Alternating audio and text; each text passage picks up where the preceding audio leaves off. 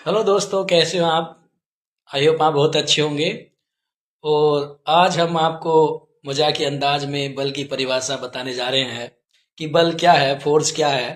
तो अगर हम गांव की तरफ जाते हैं तो गांव में बल को कहते हैं कि अगर जिसके पास 15-20 लठ होते हैं वो बहुत बलशाली है।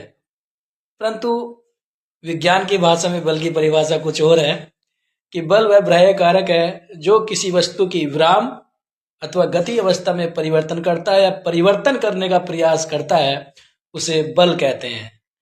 अर्थात जब तक अगर कोई वस्तु स्थिर अवस्था में रखी है, अगर वो अपने स्थान से विस्थापित नहीं हो जाती है तो बल नहीं कहलाता है।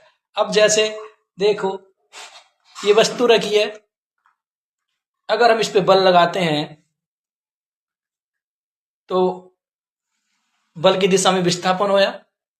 तो यहां से जितने दूरी इसका विस्थापन होया बल की दिशा में, विस्थापन भी किस ओर हो, बल की दिशा में। ये नहीं हम बल इस ओर लगा रहे हैं तो विस्थापन इस ओर हो, नहीं, ऐसा नहीं होता है। तो तभी बल कहलाएगा जब वस्तु बल की दिशा में विस्थापित होगी। अब जैसे ये है, हम इस पर बल लगा रहे हैं, अब विज्ञान की परिभाषा में ये बल नहीं है। क्यों? क्योंकि वस्तु का विस्थापित होना बहुत जरूरी है, तभी वो बल कहलाता है। तो आज के लिए बल की परिभाषा आप समझ गए होंगे।